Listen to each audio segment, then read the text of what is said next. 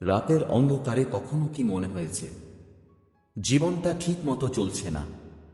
আমি চাইলে আরো অনেক কিছু করতে পারতাম, কিন্তু কেন যেন পারি না। অন্যরা যখন লক্ষ্য ঠিক করে এগিয়ে যাচ্ছে, তখন আপনি হয়তো ভাবছেন, কেন আমার মধ্যে সেই ধারাবাহিকতা নেই? কেন আমি নিজেকে নিয়ন্ত্রণ করতে পারি না? কেন কাজে বসলে মন ছুটে যায় অন্যদিকে? ঠিক এই উত্তরটাই খুঁজে বের করেছেন লেখক শাওদান হাও। তিনি বলেন, discipline is a punishment, it's freedom.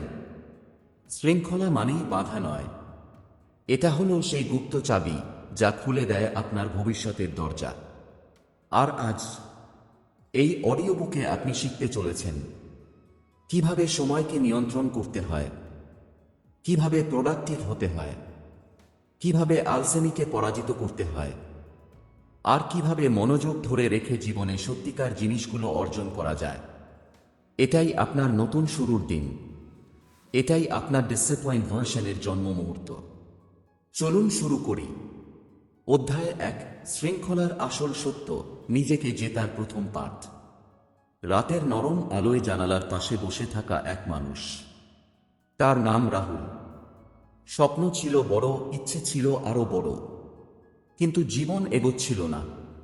দিনের শেষে সে শুধু একটা কথাই ভাবত, আমি চাইলে পারতাম, কিন্তু পারলাম না কেন? শাওদান হাও ঠিক এই জায়গা থেকেই শুরু করেন। তিনি বলেন, মানুষের জীবনের সবচেয়ে বড় যুদ্ধ হল নিজের সঙ্গে যুদ্ধ। আর সেই যুদ্ধে যে জেতে, সে শুধু সফল হয় না, সে স্বাধীন হয়। শৃঙ্খলা মানে কি? এটা কোনো কঠোর শাসন নয়, এটা আপনার মনকে নিজের পক্ষে দাঁড়াতে শেখানো। শাওদান হাও বলেন, discipline isn't about controlling everything, it's about controlling the next step. মানে আপনি আজ একটা ছোট সিদ্ধান্ত নিলেই আগামীকালটা বদলে যাবে। শৃঙ্খলার 3টি স্তম্ভ। 1, ছোট সিদ্ধান্তই বড় ভবিষ্যৎ তৈরি করে। অনেকে ভাবে শৃঙ্খলা মানে প্রতিদিন ঘন্টা ঘন্টা পড়াশোনা, ম্যারাথন দৌড়ানো, প্রতিদিন পাহাড় সমান কাজ করা। সত্যি হলো, শুরুটা হয় অত্যন্ত ছোট। যেমন সকাল 10 মিনিট আগে ওঠা, মোবাইল 30 মিনিট দেরিতে দেখা, 5 মিনিট বই পড়া, 2 মিনিট নিজের রুম গুছানো। এই ছোট কাজগুলোই আপনাকে বড় মানুষ বানায়, কারণ ছোট অভ্যাস বড় গতি, বড় পরিবর্তন। 2, সিদ্ধান্ত নয়, ধারাবাহিকতা। একদিন শুধু উৎসাহে কাজ করলে শৃঙ্খলা আসে না। শৃঙ্খলা আসে যেদিনে মন চায় না সেদিনও করাটা। শাওদান হাও বলেন, consistency turns ordinary people into extraordinary achievers. মানে আপনার প্রতিদিনের কাজ আপনাকে আলাদা মানুষের রূপ দেবে। 3, শৃঙ্খলা স্বাধীনতা দেয়। অনেকে ভাবে শৃঙ্খলা মানে বাধা, কিন্তু সত্যি হলো, শৃঙ্খলা বাঁধে না, বরং মুক্ত করে। যখন আপনি নিজের দিনটা নিজে ঠিক করেন, ফোন আপনাকে নিয়ন্ত্রণ করতে পারে না, আলসেমি আপনাকে হারাতে পারে না, বাইরের মানুষ আপনার সময় নষ্ট করতে পারে না, তখন আপনি পুরোপুরি স্বাধীন। শৃঙ্খলা মানেই মন, সময়, শক্তি সব আপনার নিয়ন্ত্রণে। রাহুলের উপলব্ধি। রাহুল একদিন একটা ছোট সিদ্ধান্ত নিল, আমি আজ থেকে 5 মিনিট আগে কাজ শুরু করব। মাত্র 5 মিনিট। কিন্তু 1 সপ্তাহ পরে সে বুঝল, এটাই তার জীবনে বড় পরিবর্তন এনেছে। যেখানে আগে সে আলসেমিতে সময় নষ্ট করত, এখন সে প্রতিদিন শুরু করছে একটু আগে। মনটা সতেজ, মুখে আত্মবিশ্বাস। রাহুল বুঝল, সমস্যা তার জীবনে নয়, তার প্রতিদিনের সিদ্ধান্তে ছিল। আর সেই ছোট সিদ্ধান্তই তার পুরো ভবিষ্যৎ বদলে দিচ্ছে। এই অধ্যায়ের মূল শিক্ষা, শৃঙ্খলা কোনো কঠিন নিয়ম নয়, এটা নিজের পক্ষে দাঁড়ানোর শিল্প। বড় সিদ্ধান্ত নয়, ছোট অভ্যাস জীবন বদলায়। ধারাবাহিকতা হলো সফলতার সবচেয়ে শক্তিশালী অস্ত্র। শৃঙ্খলা মানেই স্বাধীনতা, আপনার সময়, মন, শক্তির ওপর নিয়ন্ত্রণ। অধ্যায় 2, সময়কে নিজের পক্ষে নিয়ে আসা, টাইম ব্লকিং এর গুপ্ত শক্তি। রাহুলের জীবনে ধীরে ধীরে পরিবর্তন আসছিল, কিন্তু একটা সমস্যা থেকেই গিয়েছিল। সময় খুব দ্রুত চলে যায়। দিনের শেষে সে বুঝত অনেক কাজই করা হয়নি। সময় যেন তার হাত ফসকে যাচ্ছে। ঠিক এখানে শোভনহাও বলেন, time doesn't disappear, you spend it where your mind wanders. মানে সময় হারিয়ে যায় না, সময় শুধু আপনার মন যেখানে ঘুরে বেড়ায় সেখানে চলে যায়। এখন প্রশ্ন, মনে তো হাজারো চিন্তা আসে, তাহলে সময় ধরে রাখা শিখবে কিভাবে? এর উত্তর টাইম ব্লকিং। টাইম ব্লকিং কি? এটা হলো দিনের প্রতিটি অংশের জন্য একটি নির্দিষ্ট কাজ ঠিক করে দেওয়া। যেমন সকাল 8টা 10টা পড়াশোনা, 10টা 11টা ব্যায়াম, 11টা একটা কাজ, দুপুর 2টা 3টা বিশ্রাম, 3টা 5টা প্রজেক্ট, রাতে 9টা 10টা নিজের জন্য সময়। সময়কে এইভাবে ভাগ করে নিলেই আপনার মন জানে এই সময় এই কাজ করতেই হবে। ফলে মনোযোগ বাড়ে, উৎপাদনশীলতা বাড়ে, আর দেরি করার প্রবণতা কমে যায়। রাহুলের জীবনে টাইম ব্লকিং। রাহুল একটা নতুন ডায়েরি নিল। প্রথম পাতায় বড় করে লিখল, আজ আমার সময় আমার অধীনে থাকবে, আজ সময়কে আমি চালাবো। সকালে তিনি তার দিনকে 4টি ব্লকে ভাগ করল। Deep work, learning, rest, growth. প্রথম দিন অদ্ভুত লাগছিল, কিন্তু দ্বিতীয় দিন, তৃতীয় দিন, ধীরে ধীরে তার মন ক্লান্ত না হয়ে বরং আরও ফোকাসড হয়ে উঠল। সবচেয়ে মজার ব্যাপার, আগে যেসব কাজ করতে 5 ঘন্টা লাগত, এখন সেটি 2 ঘন্টাতেই শেষ হচ্ছিল। বিকজ মন বিভ্রান্ত হচ্ছিল না, সময় ঠিকঠাক ব্যবহার হচ্ছিল। টাইম ব্লকিং কেন এত শক্তিশালী? এক, সময়ের স্পষ্ট সীমা তৈরি হয়। যখন আপনি জানেন 3টা থেকে 5টা আমি শুধু কাজ করব, তখন মস্তিষ্ক সেই সময়টাকে পবিত্র মনে করে। 2, মনোযোগ বাড়ে। এক সময় একটাই কাজ, ফলে মস্তিষ্ক বিভ্রান্ত হয় না। 3, প্রোক্রাস্টিনেশন কমে যায়, কারণ সময় ব্লক হয়ে গেলে পরে করব বলা যায় না। 4, সময় নষ্ট হওয়া বন্ধ হয়। মোবাইল, নোটিফিকেশন, সবকিছুর নিয়ন্ত্রণ আসে। টাইম ব্লকিং শুরু করার সহজ নিয়ম, ছোট ব্লক দিয়ে শুরু করুন। প্রথমে 30 মিনিট, 1 ঘন্টা করলেই যথেষ্ট। প্রতিদিন সকালে 5 মিনিট পরিকল্পনা। কোন কাজ কোন ব্লকে থাকবে ঠিক করে নিন। ব্লকে একটি মাত্র কাজ রাখুন। মাল্টিটাস্কিং ভুলে যান, এটা মস্তিষ্কের শত্রু। মাঝে 10 মিনিট বিরতি রাখুন, মস্তিষ্ককে একটু শ্বাস নিতে দিন। রাহুলের বড় উপলব্ধি। রাহুল কিছুদিন পরে বুঝল, সমস্যা সময়ের অভাব নয়, সমস্যা ছিল সময় ব্যবস্থাপনার অভাব। সে বুঝল, সময় যত নিয়ন্ত্রণে আসে, জীবন তত সহজ হয়ে যায়। সন্ধ্যায় ঘরে ফিরে রাহুল আয়নার সামনে দাঁড়িয়ে বলল, আমি সময়কে জিতেছি, এবার সময় আমাকে জেতাবে। সে অনুভব করল, যে মানুষ নিজের সময় নিয়ন্ত্রণ করতে পারে, সে একদিন নিশ্চয়ই নিজের ভাগ্যও নিয়ন্ত্রণ করতে পারে। এই অধ্যায়ের মূল শিক্ষা, সময়ের সমস্যা নয়, ব্যবস্থাপনার সমস্যা থাকে। টাইম ব্লকিং আপনার মনোযোগ, এনার্জি, প্রোডাক্টিভিটি সব বাড়ায়। ছোট ব্লক দিয়ে শুরু করলেই জীবন বদলাতে শুরু হয়। সময়কে নিয়ন্ত্রণ করা মানে ভবিষ্যৎকে নিয়ন্ত্রণ করা। অধ্যায় 3, প্রোক্রাস্টিনেশন, আলসেমির অদৃশ্য দানবকে পরাজিত করা। রাহুলের সময় ব্যবস্থাপনা অনেকটাই ঠিক হয়ে গিয়েছিল, কিন্তু একটা অদ্ভুত সমস্যা এখনো তাকে পেছনে টেনে ধরছিল। প্রোক্রাস্টিনেশন অর্থাৎ কাজকে বারবার করে ফেলা। যে কাজগুলো সহজ সেগুলো করতে সমস্যা নেই, কিন্তু যে কাজটা গুরুত্বপূর্ণ, যে কাজটা ভবিষ্যৎ বদলে দিতে পারে, ঠিক সেখানেই রাহুল পিছিয়ে পড়ত। এটা পরে করব, আরও একটু পরে, আজ না কাল করলেই হবে। এভাবে দিনের পর দিন কাজ এগোত না। আর রাহুল ভাবত, আমার কি ইচ্ছা শক্তি নেই? কিন্তু শেলডন হাউ বলেন, procrastination isn't about laziness. It's about fear. প্রক্রাস্টিনেশনের আসল কারণ ভয়। হ্যাঁ, প্রক্রাস্টিনেশন মানে আপনি অলস নন, আপনি ভয় পাচ্ছেন। কোন ভয়গুলো? 1. ব্যর্থ হওয়ার ভয়, করতে গেলে যদি ভুল হয়। 2. নিখুঁত হওয়ার চাপ, পারফেক্ট না হলে করব না।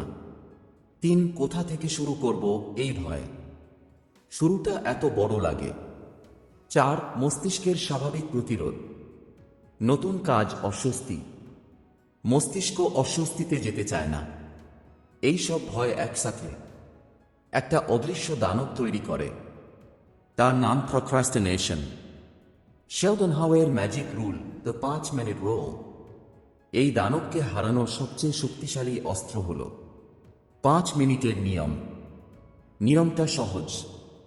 বলুন, আমি মাত্র 5 মিনিট কাজ করব। মাত্র 5 মিনিট। এটাই, কাজটা বড় হোক বা কঠিন হোক, শুধু 5 মিনিট। কেন এটা কাজ করে? কারণ মস্তিষ্ক বড় ভয়কে এড়িয়ে ছোট পদক্ষেপ গ্রহণ করে। একবার আপনি শুরু করলেই মস্তিষ্ক ওয়ার্ক মোডে ঢুকে যায় এবং 5 মিনিট হয়ে যায় 25 মিনিট, 25 মিনিট হয়ে যায় 1 ঘন্টা। রাহুলের প্রক্রাস্টিনেশনের সঙ্গে যুদ্ধ। একদিন রাহুলের সামনে একটা কঠিন কাজ পড়ল। সে ঠিক করল, আজ 5 মিনিটের নিয়ম ব্যবহার করব।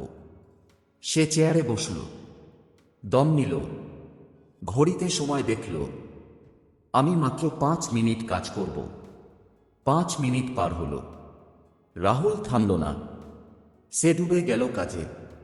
1 ঘন্টা পর সে বুঝল, যে কাজ সে 3 দিন ধরে পিছিয়ে দিচ্ছিল, সেটা আজ মাত্র 1 ঘন্টায় শেষ হয়ে গেছে।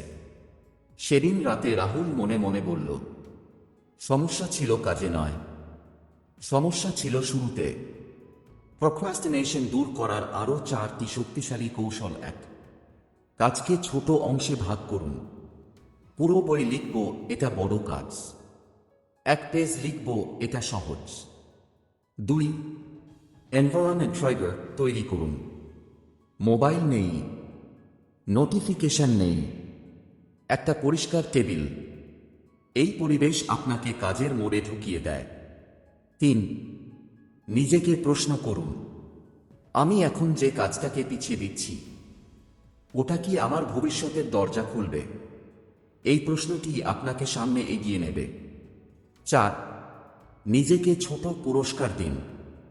5 মিনিট ডিপ ওয়ার্ক, 5 মিনিট নিজের পছন্দের বিরতি। মস্তিষ্ক পুরস্কার পেলে অভ্যাস দ্রুত তৈরি হয়। রাহুলের উপলব্ধি, প্রক্রাস্টিনেশন ছিল তার জীবনের নীরব শত্রু।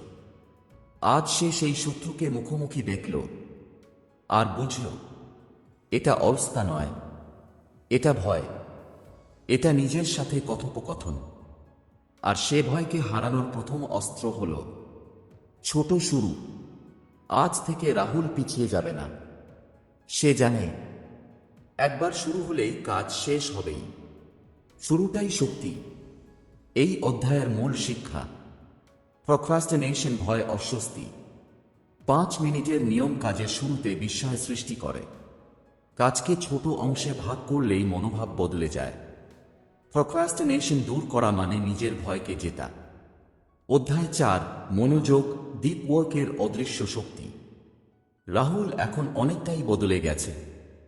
সময়কে নিয়ন্ত্রণ করছে, প্রক্রাস্টিনেশন কমে গেছে, কাজ শুরু করাটাও সহজ হচ্ছে। কিন্তু আরও একটি বিপদ ছিল, মনোযোগের অভাব। এই যুগে মনোযোগ পাওয়া মানে 1 ফোঁটা বিশুদ্ধ পানি খুঁজে পাওয়া। ফোনের নোটিফিকেশন, সোশ্যাল মিডিয়ার শব্দ, মেসেজের পিংপং, হাজারো চিন্তা, সব মিলে মস্তিষ্ক 1 সেকেন্ডের জন্য শান্ত থাকে না। শেলডন হাউ বলেন, distraction isn't your weakness. It's a trap designed to steal your future. রাহুলের সমস্যা, মন কাজ করে কিন্তু মনোযোগ থাকে না। রাহুল কাজে বসে, 1 মিনিট পরে ফোনে দেখি একটা মেসেজ, তারপর রিল, তারপর নোটিফিকেশন, তারপর মনে পড়ে এইটা দেখি ওইটা দেখি। এভাবে 30 মিনিটে হয়তো শুধু 2 মিনিটই কাজে যায়। সে ভাবুক আমি কি মনোযোগহীন মানুষ, কিন্তু সত্যি হলো মানুষ মনোযোগহীন নয়, মানুষকে মনোযোগহীন বানানো হয়। ডিপ ওয়ার্ক, যেখানে মস্তিষ্ক তৈরি হয় ধন সম্পদের কারখানা। শেলডন হাও বলেন, deep work is the super power of this century. Deep work কোনো বিঘ্ন ছাড়াই একটিমাত্র গুরুত্বপূর্ণ কাজে গভীরভাবে ডুবে থাকা। যখন আপনি ডিপ ওয়ার্ক করেন আপনার মস্তিষ্ক 4 গুণ দ্রুত শেখে, সৃজনশীলতা বাড়ে, সমস্যা সমাধান শক্তি তীব্র হয়, আইডিয়া স্পষ্ট হয়, ভুল কম হয়, ফলাফল দ্রুত আসে। ডিপ ওয়ার্ক এমন এক শক্তি যা সাধারণ মানুষকে অসাধারণ করে তোলে। কিভাবে ডিপ ওয়ার্ক শুরু হবে? শেলডন হাওয়ের 5 ধাপ। 1, ডিস্ট্রাকশন ফ্রি জোন তৈরি করুন। ফোন সালাদ, তারপর অন্য রুমে। মোবাইল চোখের সামনে থাকলে মনোযোগ নষ্ট হবেই। 2, 25-50 মিনিটের ডিপ ব্লক তৈরি করুন। এই সময়ে একটাই কাজ, মধ্যখানে কোনো নোটিফিকেশন, কোনো সোশ্যাল মিডিয়া, কিছুই নয়। 3, নয়েজ কাটিয়ে ফোকাস মারে যান। ক্লিন ডেস্ক, হেডফোন, 1 পৃষ্ঠা প্ল্যান, দম নিয়ে শুরু। 4, মনোযোগ ভেঙে গেলে আবার ফিরুন। মন অন্যদিকে চলে যাবে, এটাই স্বাভাবিক। ফিরে আসা, এটাই শৃঙ্খলা, এটাই জয়। 5, প্রতিদিন 1-2টি ডিপ সেশন করলেই জীবন বদলাবে। সকাল বা সন্ধ্যা, যখন মন ফ্রেশ থাকে তখন ডিপ ওয়ার্ক সেরা। রাহুলের প্রথম ডিপ ওয়ার্ক সেশন। একদিন সকালে রাহুল ঠিক করল, আজ আমি আমার প্রথম ডিপ ওয়ার্ক করব। সে ফোন এয়ারপ্লেন মোডে রাখল, টেবিল পরিষ্কার করল, ঘড়ি দেখল, দম নিল, কাজ শুরু করল। 10 মিনিট, 20 মিনিট, 30 মিনিট। হঠাৎ সে বুঝল আজ তার মন অন্যদিকে যাচ্ছে না, ভাবনা পরিষ্কার, কাজ এগোচ্ছে দ্রুত, সৃজনশীলতা বাড়ছে। সেশনের পর সে অনুভব করল এ যেন তার ভেতরের আরেকজন মানুষ, আরেকটা শক্তি, যে শক্তি এতদিন ঘুমিয়েছিল। শেলডন হাও ঠিকই বলেছেন, deep work unlocks the version of you that even you haven't met yet. কেন ফোকাস আপনার ভবিষ্যতের সিঁড়ি? কারণ 1, কম সময়ে বেশি কাজ, যা মানুষ 3 ঘন্টায় করে। ডিপ ওয়ার্ক করলে আপনি 1 ঘন্টায় করতে পারবেন। কারণ 2, সৃজনশীল মানুষ তৈরি হয়। দুনিয়ার সফল লেখক, উদ্যোক্তা, বিজ্ঞানী সবাই ডিপ ওয়ার্ক করে। কারণ 3, মানসিক শক্তি বাড়ায়। মনোযোগ মানে স্থিরতা, আর স্থিরতা মানে শক্তি। কারণ 4, আপনি অন্যদের থেকে আলাদা হয়ে উঠবেন। আজকের যুগে মনোযোগই হল সবচেয়ে দামি মুদ্রা। রাহুলের উপলব্ধি। রাহুল সেই দিন রাতে ভাবল, এতদিন আমি শুধু কাজ করতাম, কিন্তু আজ আমি গভীরভাবে কাজ করেছি। সে বুঝল যে মানুষ ডিপ ওয়ার্ক করতে পারে সেই মানুষ পৃথিবী পরিবর্তনের ক্ষমতা রাখে। রাহুল জানল শৃঙ্খলা তাকে এখানে পর্যন্ত এনেছে, কিন্তু ফোকাস তাকে আরো অনেক দূরে নিয়ে যাবে। এই অধ্যায়ের মূল শিক্ষা, মনোযোগ স্বাভাবিক নয়, চর্চার ফল। ডিপ ওয়ার্ক হল 21 শতাব্দীর আসল সুপার পাওয়ার। ফোন, নোটিফিকেশন, পরিবেশ, এগুলো মনোযোগের প্রধান শত্রু। প্রতিদিন 1-2টা ডিপ সেশন আপনার জীবন অদ্ভুতভাবে বদলে দেবে। ফোকাস আপনাকে সেই রূপে নিয়ে যায় যাকে আপনি নিজেও চেনেন না। অধ্যায় 5, অভ্যাস, ছোট কাজের অদৃশ্য জাদু। রাহুলের জীবন ধীরে ধীরে বদলাচ্ছিল। শৃঙ্খলা এসেছে, সময় ব্যবস্থাপনা ভালো হয়েছে, মনোযোগের শক্তিও বাড়ছে। কিন্তু একদিন তার মনে হলো, এই পরিবর্তন কি স্থায়ী হবে, নাকি কয়েকদিন পরে আবার পুরনো অভ্যাস ফিরে আসবে? এই প্রশ্নটাই শেলডন হাও গভীরভাবে ব্যাখ্যা করেছেন। তিনি বলেন, Success doesn't come from motivation. Success comes from habits. প্রেরণা আপনাকে একদিন এগিয়ে দেয়, অভ্যাস আপনাকে আজীবন এগিয়ে রাখে। হ্যাবিট লব অভ্যাসের জন্ম রহস্য। শেলডন হাউ অভ্যাসকে ব্যাখ্যা করেন একটি সহজ 3 ধাপের চক্রে। 1. সংকেত, যে ঘটনার পরে আপনার মস্তিষ্ক বুঝে এখন কিছু ঘটবে। 2. রুটিন, কাজ, সংকেতের পরে আপনি যে আচরণ করেন। 3. রিওয়ার্ড, পুরস্কার, মস্তিষ্ক যে আনন্দ অনুভব করে কাজটি করার পরে। এই 3টি জিনিসই বারবার পুনরাবৃত্তি হলে আচরণ অভ্যাস হয়ে যায়। রাহুলের হ্যাবিট লব তৈরি করা। একদিন সকালে রাহুল ঠিক করল, আমি প্রতিদিন 10 মিনিট বই পড়ব।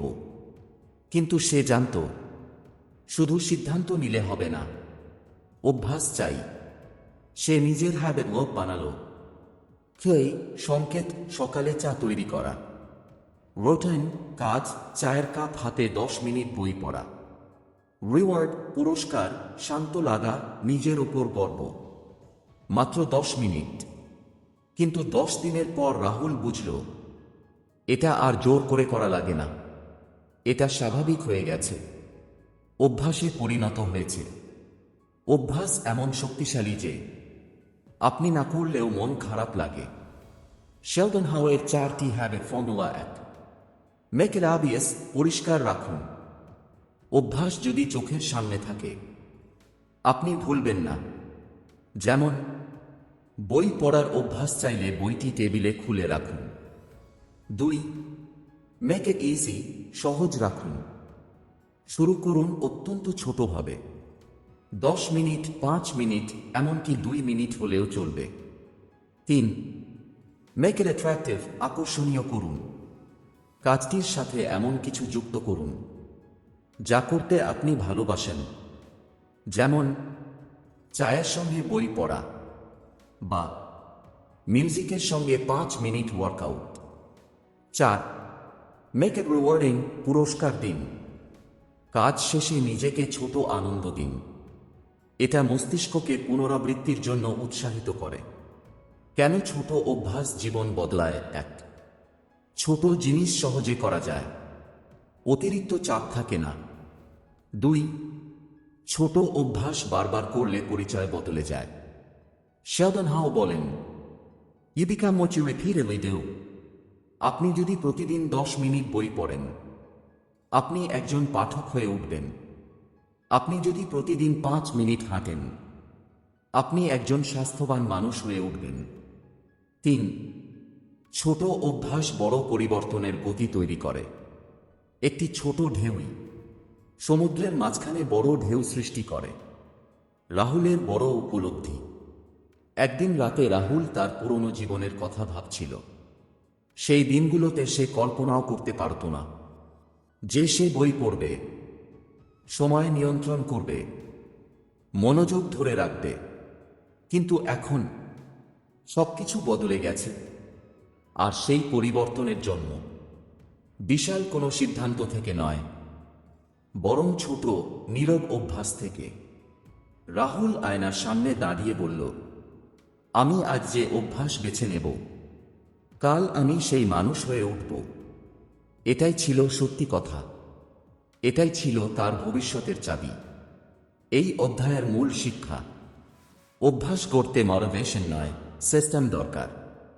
হ্যাবিট লব, রুটিন, রিওয়ার্ড। ছোট অভ্যাস 30 দিনে বড় পরিবর্তন তৈরি করে। অভ্যাসী মানুষের পরিচয় গড়ে তোলে। আপনি আজ যা করেন কাল আপনি তাই হয়ে উঠবেন। এতক্ষণ ধরে শুনবার জন্য অসংখ্য ধন্যবাদ। ভিডিওটি আরও বড় হয়ে যাচ্ছিল, তাই আমরা এখানেই আজকের অংশটি শেষ করছি। আগামী পর্বে বইয়ের পরের অধ্যায় নিয়ে আবার ফিরে আসব। যদি ভিডিওটি ভালো লাগে আমাদের চ্যানেলটি সাবস্ক্রাইব করুন, লাইক দিন আর শেয়ার করুন। আপনাদের সমর্থন আমাদের এগিয়ে যাওয়ার শক্তি দেয়। আবার দেখা হবে পরের ভিডিওতে।